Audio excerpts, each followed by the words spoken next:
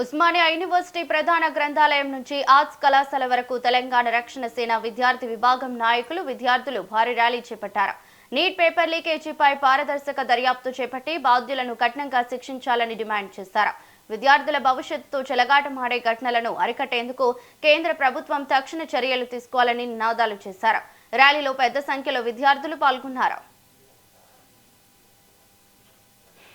ప్రభుత్వం తన యొక్క బాధ్యతను విస్మరించి సిబిఎస్ఈ ఫలితాలలో కుంభకోణం చేసి పేపర్లను సరిగా దిద్దకుండా లక్షల మంది విద్యార్థుల భవిష్యత్తుతో ఆడుకొని దాదాపు 100 మంది విద్యార్థులను పొట్టన పెట్టుకున్న విషయం ఈ యొక్క దేశానికి విదితమే. దానితో పాటు నేడు ఈ దేశ ప్రజల యొక్క ప్రాణాలను కాపాడేటువంటి నీట్ అర్హత పరీక్షలో కుంభకోణాలకు పాల్పడి దాదాపు 26 మంది విద్యార్థుల పాలనను పనికొన్నటువంటి విషయం కూడా ఈ నేటి భారతదేశం చూస్తూ ఉన్నది.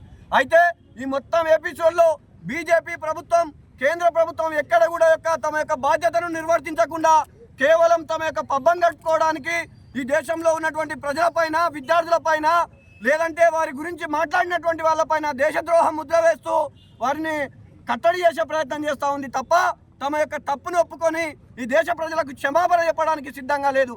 కాబట్టి తెలంగాణ రక్షణ సేనగా కల్వకుంట్ల కవితక్క గారి నేతృత్వంలో ఈ దేశంలో ప్రజలకు బాధ్యతాయుతంగా ఉన్నటువంటి ప్రభుత్వాలు సేవ చేయాలంటే తమ యొక్క బాధ్యతను విస్మరించకుండా అకౌంటబిలిటీని బాధ్యతను కలిగి ఉండాలనేటువంటి డిమాండ్తో ఈ రాష్ట్రంలో నేడు నిరసన కార్యక్రమానికి పిలుపునివ్వడం జరిగింది.